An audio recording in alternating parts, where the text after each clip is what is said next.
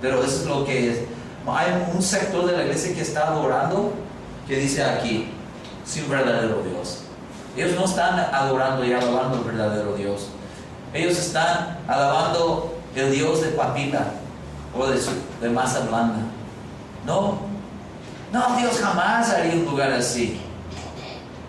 No, hay una iglesia de homosexuales en el DF.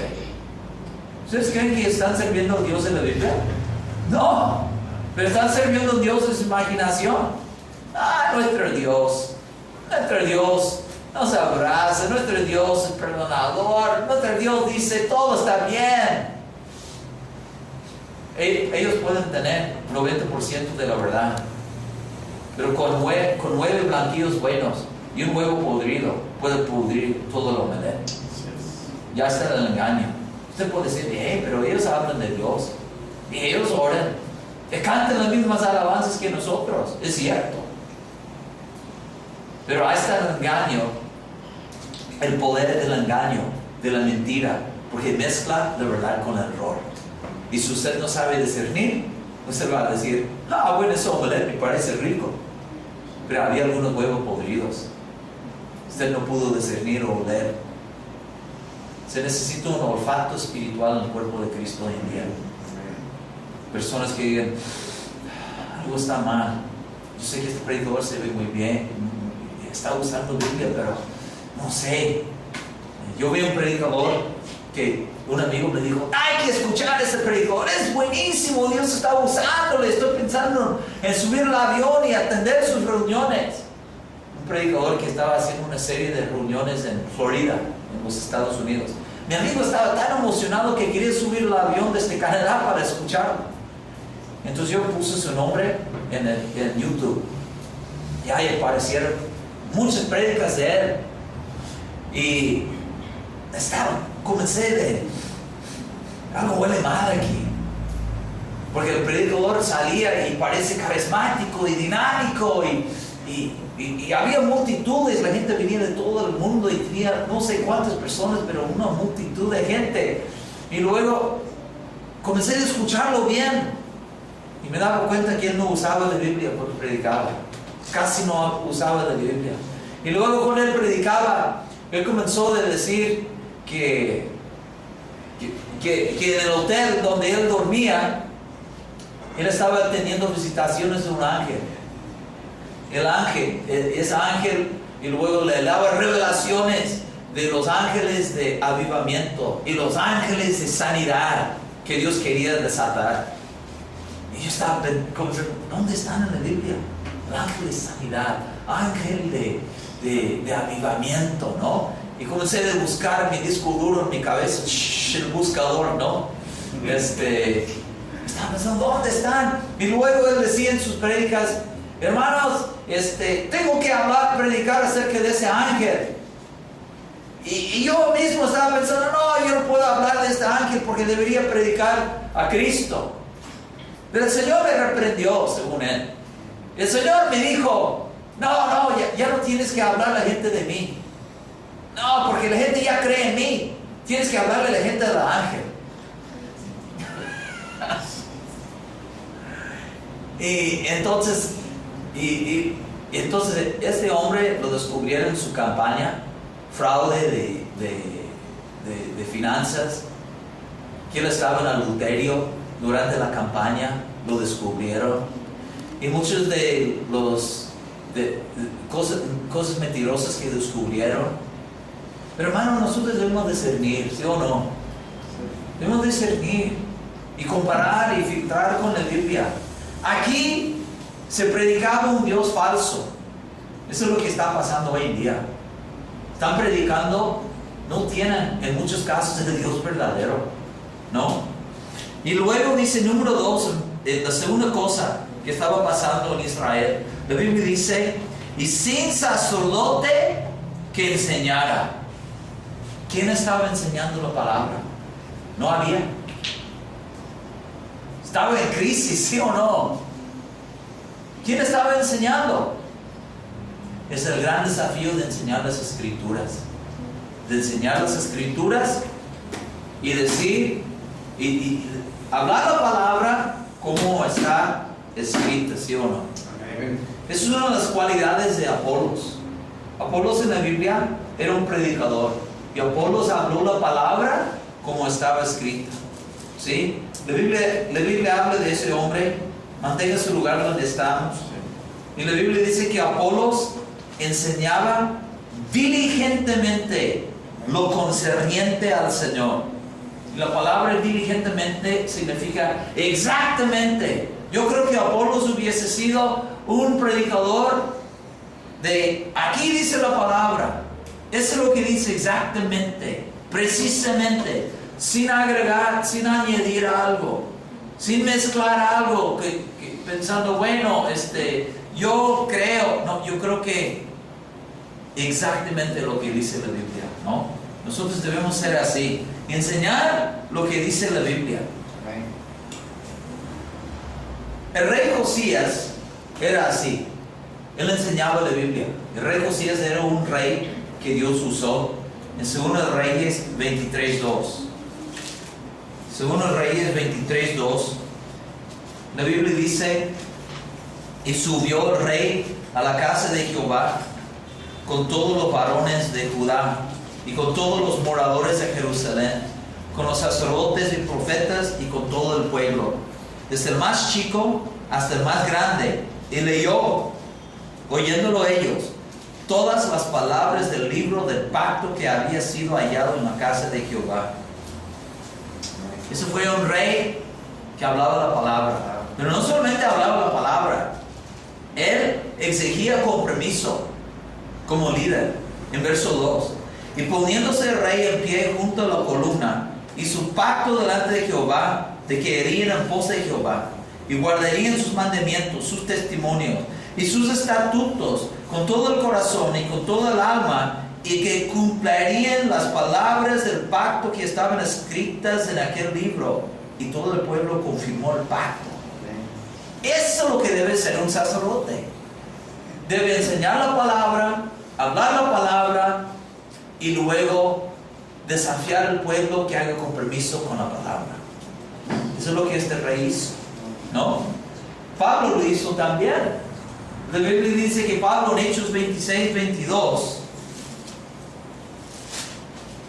en Hechos 26:22, dice: pero habiendo obtenido auxilio de Dios, persevero hasta el día de hoy, dando testimonio a pequeños y a grandes, no diciendo nada fuera de las cosas que los profetas y Moisés dijeron que habían de suceder.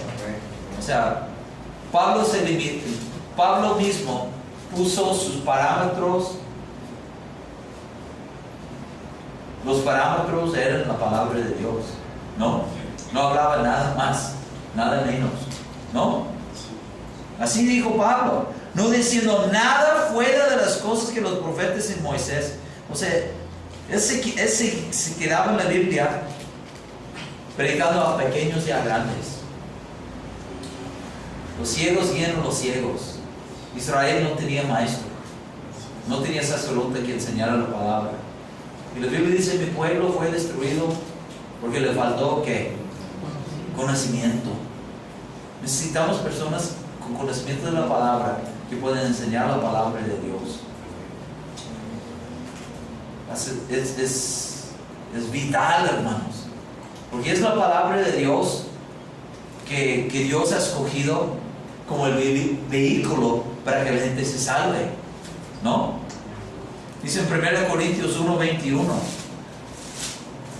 1 Corintios 1:21, la Biblia dice que agradó a Dios salvar a los creyentes por la locura de la ¿qué? De la predicación. O sea, necesitamos la predicación pura de la palabra, porque Dios ha escogido que ese es el medio que la gente se va a salvar. A través de las escrituras, la palabra de Dios nos obra en nosotros. La Biblia dice: la ley de Jehová convierte el alma, ¿no? A través de oír la palabra de Dios viene fe, ¿sí o no? A través de la palabra de Dios viene corrección. La Biblia dice, toda la escritura es inspirada por Dios y útil, ¿para qué? Enseñar, redarguir, para corregir y para instruir en justicia. La palabra de Dios nos corrige, nos enseña, nos guía. Porque el salmista dijo, tu palabra, Señor, es como lámpara a mis pies. O sea, la palabra nos guía. Amén. La palabra nos edifica. Dice en Hechos 20:32, que es la palabra de Dios que nos edifica, hermanos. No hay otra cosa que sea más poderosa para edificar nuestras vidas que la palabra de Dios. Hechos 20:32. Y ahora, hermanos, os encomiendo a Dios y a la palabra de su gracia, que tiene poder para sobreedificaros y daros herencia con todos los santificados. ¿Cuántos quieren ser edificados? Es la palabra que edifica. ¿Sí? ¿De qué cantidad de la palabra está recibiendo usted? ¿Está leyendo? ¿Está escuchando? ¿No? La Biblia dice que la palabra de Dios que nos nutre. En 1 Timoteo 4:6. La palabra en 1 Timoteo 4:6 dice: si esto enseñas a los hermanos, serás buen ministro de Jesucristo, nutrido con las palabras de la fe y de la buena doctrina que has seguido. ¿Por qué tenemos iglesias anoréxicas? Cristianos anoréxicos. Son débiles espiritualmente. No tienen conocimiento de la palabra. Porque no son nutridos con la Biblia. Cristianos, hasta iglesias enteras anoréxicas. Porque los ministros no predican, enseñan la Biblia. Entonces ellos van a tener una congregación que espiritualmente, si ellos no están enseñando la Biblia de Dios, la Biblia puede correr el riesgo de tener cristianos anoréxicos. Aunque él tenga 500 personas. Pero ¿cómo están esas 500? ¿No? ¿Son fuertes? ¿Son nutridas con la palabra? ¿Son edificadas? ¿O nada más están ahí anoréxicos? No, porque no reciben buen alimento de la palabra. Y luego la tercera cosa del estado de Israel, 2 Crónicas 15:3, dice: y sin ley, que el pueblo adoraba un Dios falso o dioses falsos. Número 2, no había sacerdote que enseñara. Número 3, el pueblo andaba sin ley. Eso es lo que la Biblia dice en Jueces 17:6. Jueces 17:6. Vean lo que dice aquí.